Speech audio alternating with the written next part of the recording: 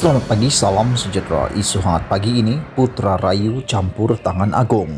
Berita sepenuhnya.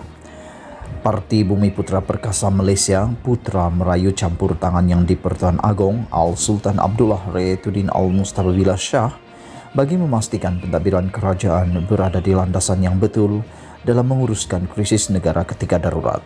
Naib Presidennya Datuk Hamidah Osman berkata, rakyat melihat keadaan begitu celaru dengan beberapa keputusan kerajaan dibuat oleh agensi-agensi berlainan.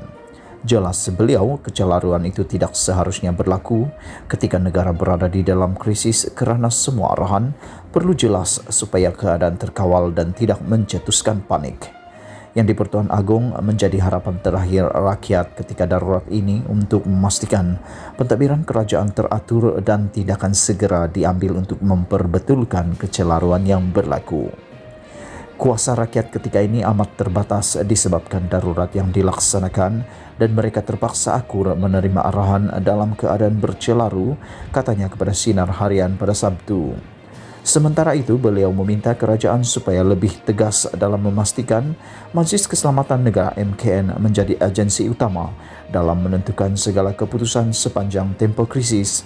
Menurutnya, sebagai contoh, situasi yang berlaku ketika pelaksanaan Sekatan Pergerakan Penuh ini memperlihatkan seolah-olah Kementerian Perdagangan Antarabangsa dan Industri MITI lebih berkuasa daripada MKN.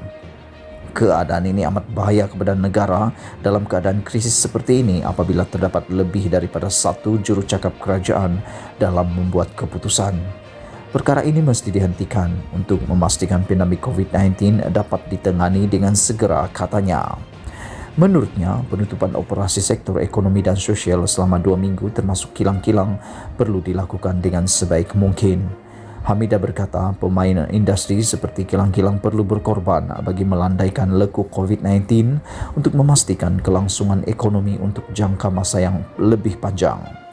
Jelasnya, kerjasama semua pihak amat diperlukan ketika ini bagi memastikan sistem kesihatan negara tidak lumpuh akibat serangan pandemik ini. Berita dipetik dari Sinar Harian. Sekian isu hangat petang ini. Jangan lupa tekan butang subscribe dan kita jumpa lagi. Bye-bye.